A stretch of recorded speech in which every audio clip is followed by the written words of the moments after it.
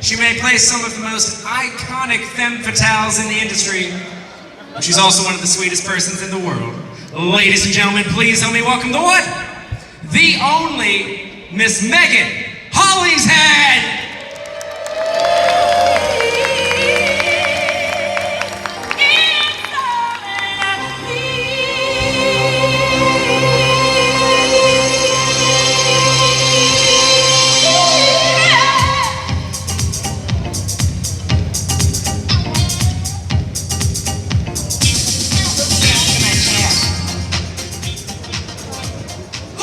Megan, how are we doing today? I'm fine, and you, Zach? Oh, I'm more caffeine than man.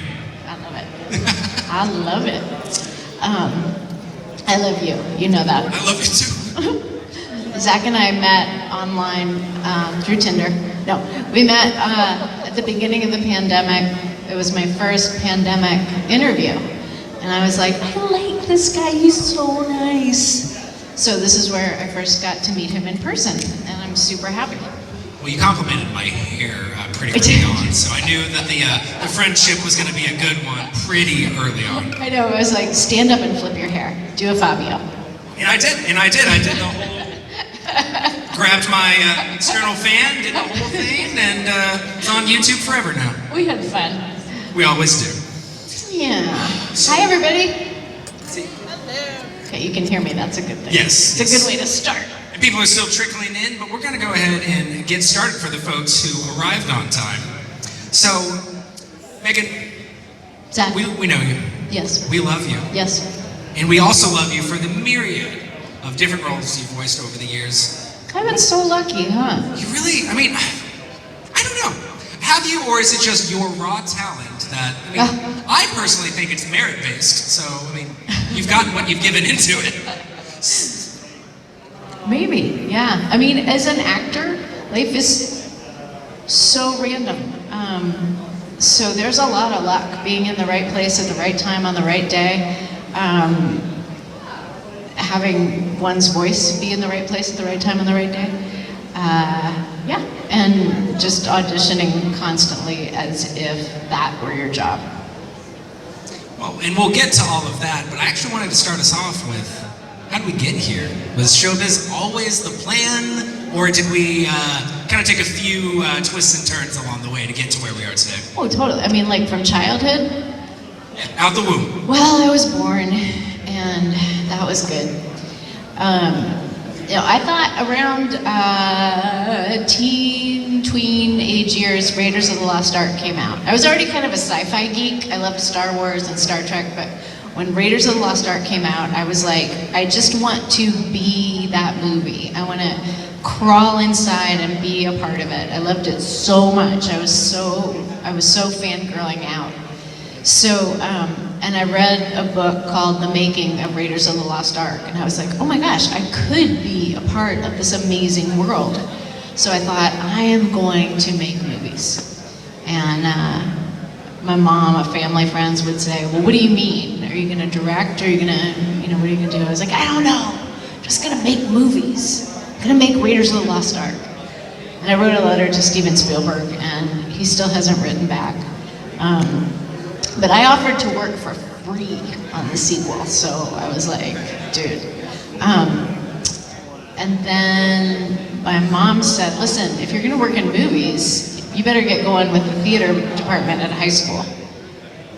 And I don't know why I followed her advice, because I usually didn't, but I thought, oh, she's right, I better do that. So I got involved in theater, and eventually I stopped doing backstage work and auditioned, and I was like, oh, this is good, I like acting.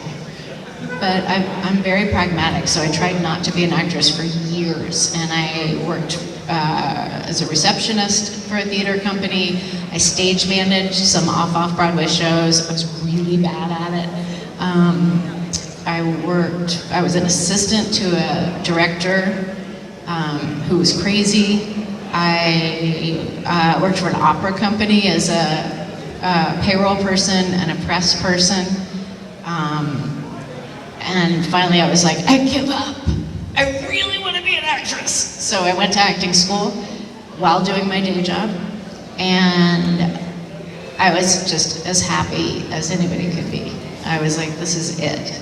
Then I said something that didn't help. I said, I don't care if I ever make money doing this, I'm just gonna act. So for a lot of time, I made no money. I did a lot of shows for free, but I was super happy, I really was. And then I got cast in Pokemon, and no, I don't wanna exaggerate. Like, I didn't make a lot of money, but they paid me an hourly wage. And I thought, wow, voiceover, man, you get paid. So I stuck with it, and having Pokemon on my resume meant that I could convince other people to let me audition. And so I did. I auditioned for everyone who would let me audition for them. And I was super lucky. Like, I don't know how old everybody is in this room, but for me, my early 20s, I was just like, I can do anything. So I would just call people and be like, can I audition for you? Can I come in? I know I can do what you're looking for.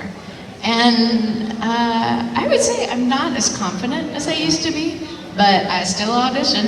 And even though it scares me, sometimes I send people I don't know emails that say, hey, I would kind of like to audition for your project, okay, bye.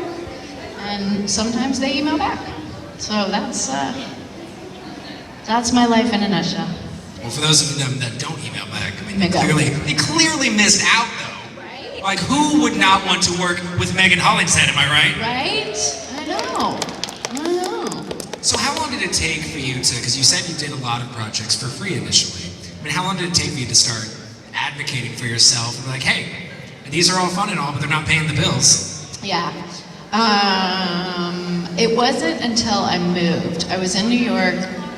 I love New York, but I was born in California, so I was always like, well, one day I'll go back to California. And I was burnt out. I was working a full-time day job. I would leave my job and go work on Pokemon. And my boss was just like kind of naively generous with my time, because I had to work some nights, so I'd come in at 10 in the morning and be like, I have to go, I have a 12 o'clock session, I'll see you at 3, and leave at 5. So I was getting a full-time salary, but also doing Pokemon. And then at night, I had to work sometimes at night, or I was going out or taking more classes, and I was just burnt out. And so I had an idea that, with no basis in reality, I had an idea that I could move to California and make a living teaching yoga and doing voiceover. I wouldn't have to have a day job anymore.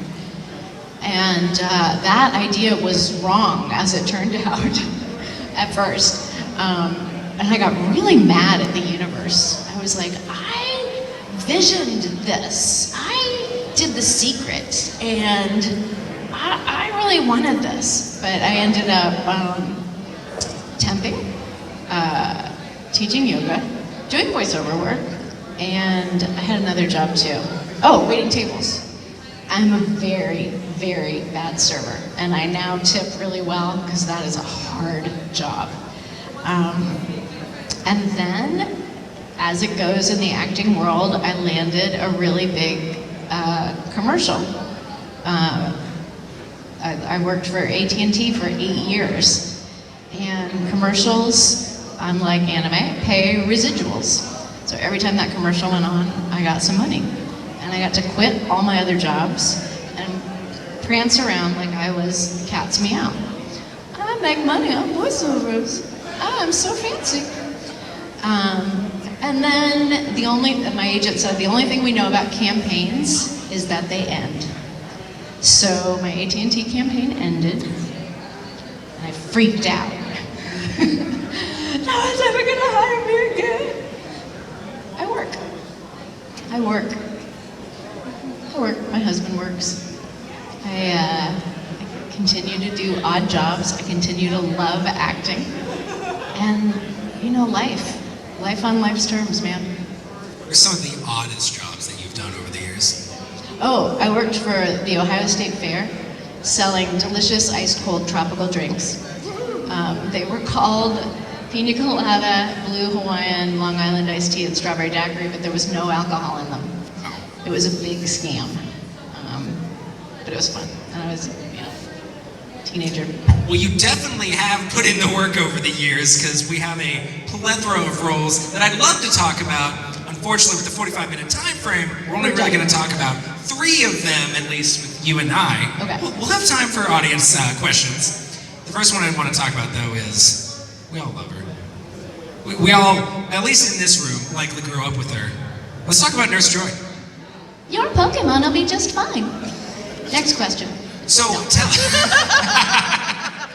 us a little bit about how you got the job, your kind of experience playing the part, how it's evolved over the years, and to how you recently acquired the role again. Yeah. I'm not a method actor, so I did not become a nurse to play the part. Acting it's one of the reasons I love it is about community. Every time, like, theater is amazing because you get 8 to 10 weeks to have a family, a whole new family, and it's heartbreaking when that breaks up again. But you form these different families and you meet different people in this acting class and that thing and this thing and whatever. And so eventually someone calls you and says, do you want to audition for this weird cartoon? And I didn't know anything about anime. I knew it was a Japanese cartoon. They didn't show us any of it at the audition. We just had, if anybody of you know Michael Hagney, he now has a podcast called Pokeman. He was one of the original producers and director, and he's so funny. And so he directed my audition, and he kind of taught me everything I needed to know about voiceover. And I auditioned for everything. I auditioned for Ash, and he goes, okay, so for a boy, you're gonna make your voice a little higher and a little scratchier. And I was like, okay, I'll make this. And he goes, no. And then I auditioned for Jesse, and he was like, think Morgan Fairchild, think about your hair, big hair, flip your hair while you're talking.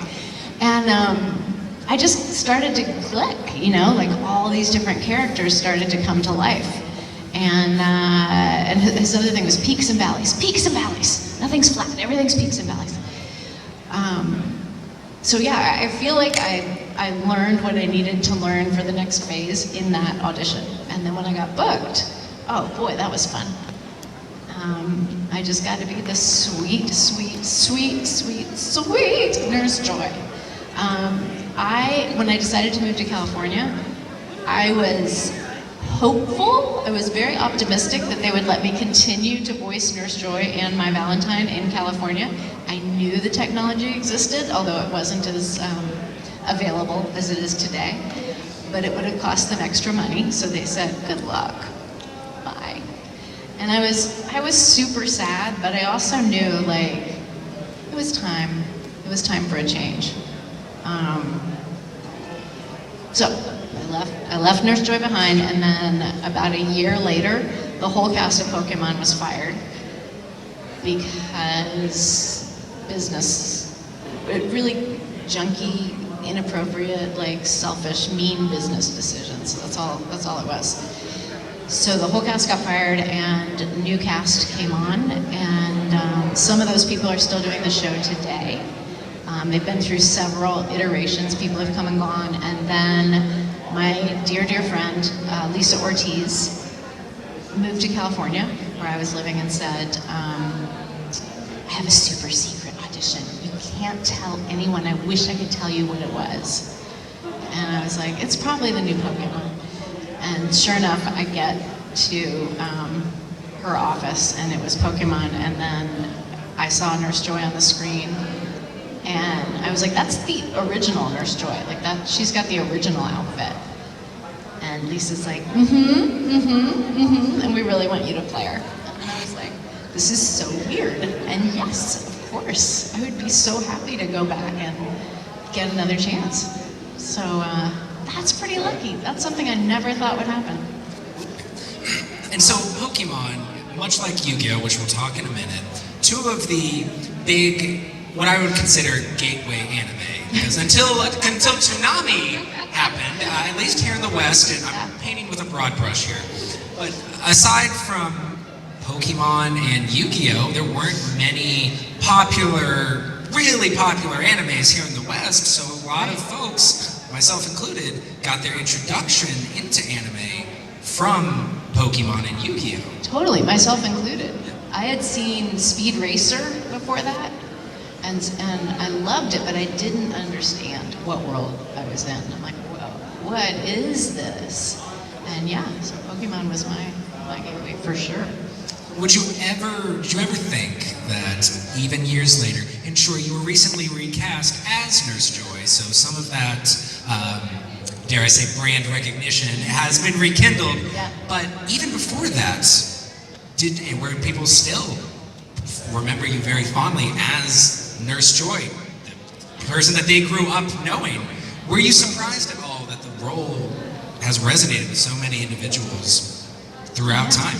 Oh yeah, and especially because when it started, the internet was barely a thing, and so we knew, like, whoever had, we the actors, whoever had kids in the family, or cousins, nieces, nephews, whatever, they knew that Pokemon was popular.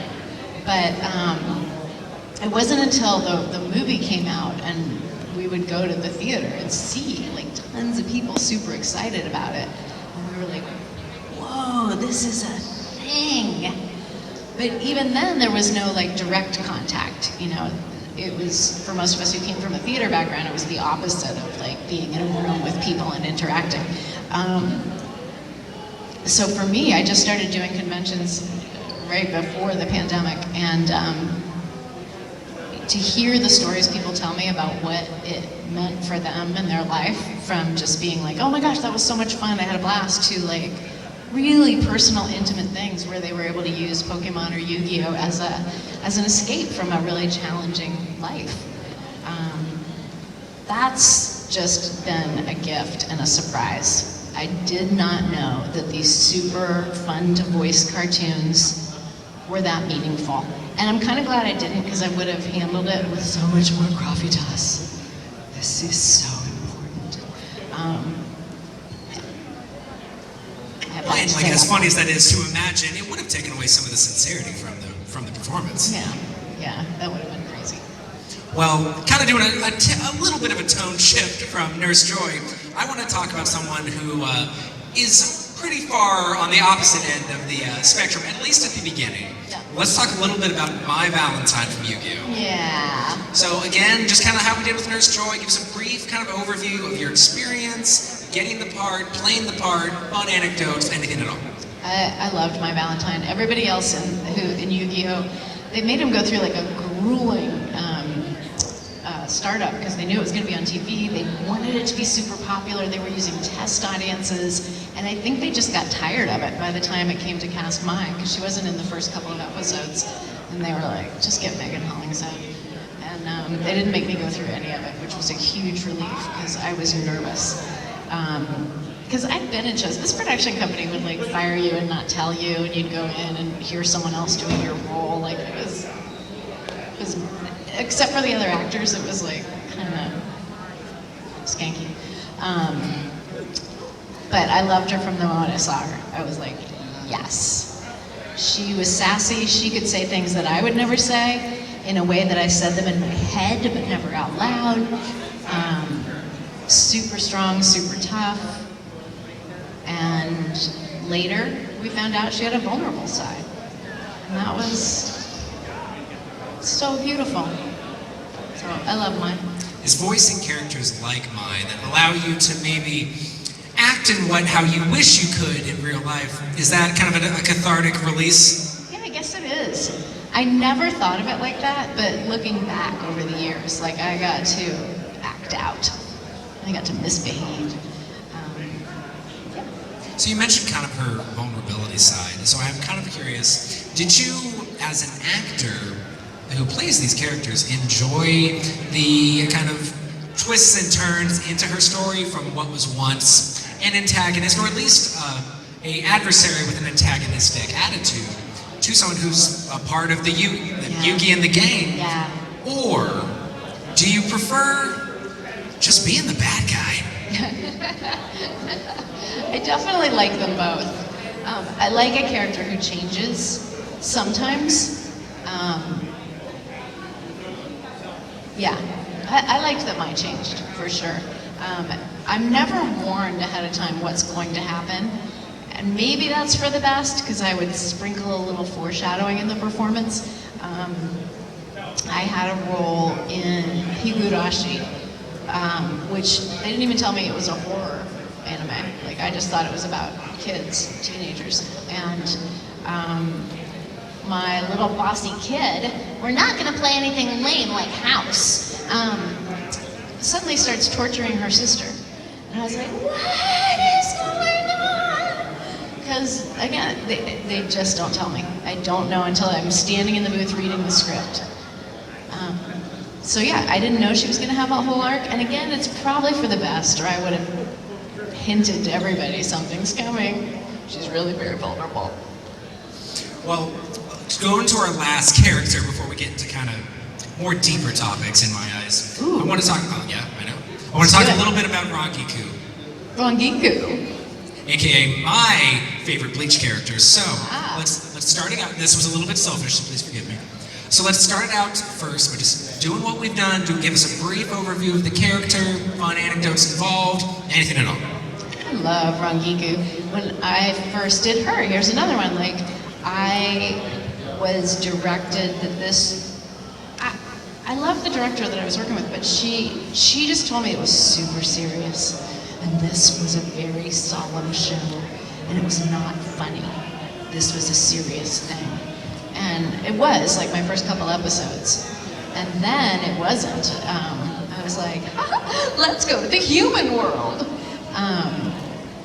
And I was like, super serious, huh? And then when I started watching the whole show and saw what came before, I was like, dude, why can't I be as playful as they get to be?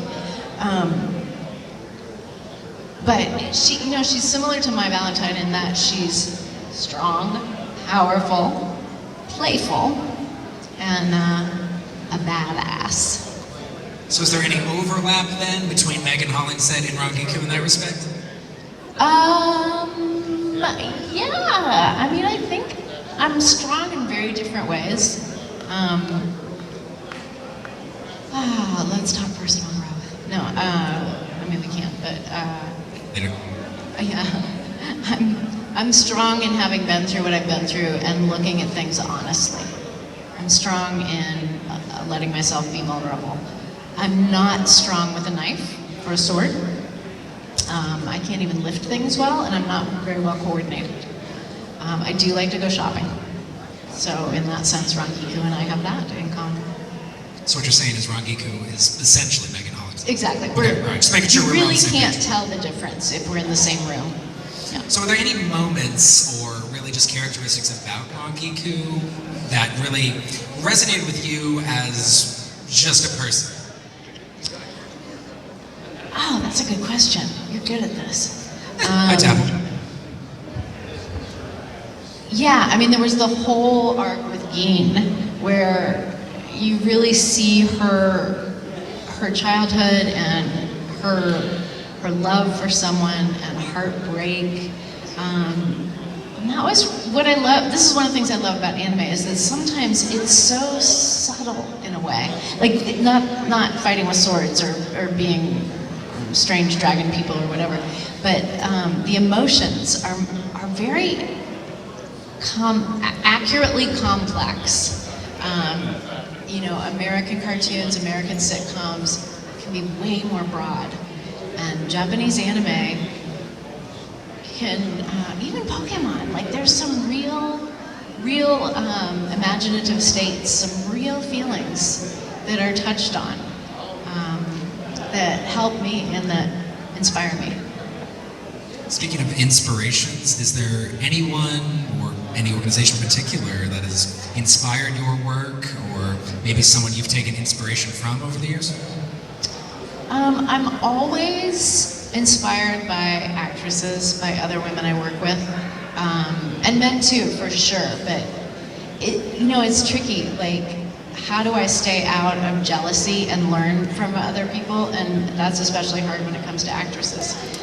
Because my first instinct is, she's really good, I should go home. But I have to stop myself. I go, head, that's not cool. Be nice to your friend Megan. And then I say, what do I need to learn from this moment? Like from Mary Elizabeth McGlynn, who directed Naruto, she would like jump in and act with me. She'd be like, no, this moment is like this, and what you're doing is like this. And she would do this whole scene, and I'm like, I just want to take off my headphones and tell her to do it, because she was so good. And I would be like, okay, she is challenging me to find me in this role. Because you can just read, Lady Tsunade, you must come home. You're crazy. Or I could really find, this is not a part where she would jump in, because it was kind of easy, but I could just really find the part of myself that's anxious, not hard. There's a lot of me that's anxious. And really go there. And when you really go there, it makes all the difference. So Mary Elizabeth is a great role model. Michelle Ruff, when I heard her work on Bleach, I was like, how do you do like kind of a neutral voice and show feelings? Like, what? Who does that? And then actresses. I have a favorite actress right now. Oh, Emily Blunt. Wow, if I could do what she does. Like if you watch a beat in one of her movies, she'll do 3 different things in one line. Like she's joking, not joking, sad, checking something out. Like she's a master. I wish I were her. No, I don't. I'm learning from her. No. So the last question I wanted to ask you is a bit of a tone change again. And after this, we're actually going to open it up to audience questions. But Megan, I think we can all agree that you are just a warrior throughout. You've undergone character change throughout your years. You've faced adversity left and right, be it struggling as an actor, being laid off by a company through no fault of your own, having to find your place back in the acting scene after all of that, while also being a wife, a mother, an inspiration to millions. You're a mega hit now, but it wasn't always easy. So for anybody in the audience right now, what advice could you give for maybe some of them that might be struggling right now? Oh man. Oh, Zach, there's so much. I could spend here hours. For me, like literally what I've been meditating on the past couple of days is do less. Do less, listen more. That's been helping me. My head tells me really mean things, that I'm not doing enough, that I didn't do things right, that, so many things. Just as an aside, like I have to self-direct my own auditions now. Things that if I went into a studio would take about 5 minutes, and I will spend an hour and a half, because I am the meanest director I have ever worked for. But like I can be really mean to myself and beat myself up, and if I just pause and meditate and get quiet, and I can actually see the difference between life and the messages I'm giving myself, that's money. That's like, okay. That's like, okay, I see universe, I see what I'm doing. Let me just pause. I can't fix it right now, I can't make it go away, but at least I can witness it. So, yeah, my advice for anybody is just watch and see what happens next. And if you're going through a hard time, when I'm going through a hard time, it's hard to remember that this too shall pass. That's all I got. That was great. All right, guys, now we're going to the audience participation part. So if you have a question for Megan Hollingshead, please raise your hand and I will make my way to you. Don't be shy, I need the Megan Hollingshead. Okay, so you did. Yeah, you're on. Okay. You did mention that you did the Sonozaki twins from Yes. Higurashi. Yeah. Is there anything subtle you did to differentiate between the two while you were doing the roles? There was a softening that I would do for Shion,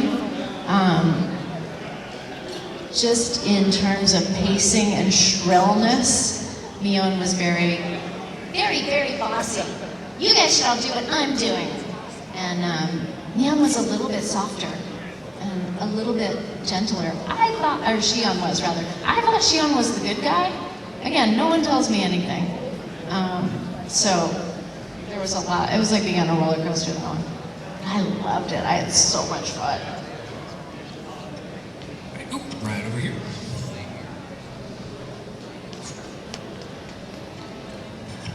So as my Valentine, I always noticed that she had a good chemistry with Joey Wheeler. Yeah. Did you have any chemistry that made it more natural with Wayne Grayson? Oh my gosh. Well, I love him as a person, but no, not that kind of chemistry. We actually did a convention together in New Zealand, and that was when we really got to know each other. Like, we knew each other as friends. So we go to New Zealand, and he's just like, he kind of is Joey Wheeler, right? He doesn't have the accent, but he's like wearing a leather jacket and laying back and having drinks in the bar. And I said, okay, tomorrow we're gonna go to Waiheke Island and we're gonna rent bikes so we can go to the wineries and not get drunk, and it's gonna be super fun. And he's like, okay. So I get him on the boat, and again, he shows up for our bike riding adventure wearing a leather jacket and jeans. And I'm like, okay. We get on the bikes. We went up one hill and realized how far we were gonna have to ride. We went back down the hill and returned the bikes. And we got motorbikes. Really long, funny story short, I fell off my bike onto my head, and he bought me a bottle of wine. I was like, did you get any Band-Aids? He bought me a bottle of wine, and he said, I don't know if I should call your parents. Do you have parents? Yes, and don't call them. The wine was a good idea. Right over here. Don't worry, left side, I'm going to you. Okay, so do you know about Yu-Gi-Oh! The Bridge series? And if you do, how do you feel about my Valentine? I know about it, but I have yet to listen to it. So I'm sure she's amazing. Or he, right? Is it one guy? Is it one guy who does all the voices? I'm sure he's fantastic. Sounds like Mickey Mouse. One of these days I'm going to see it. Questions? Back there? Oh, there you go.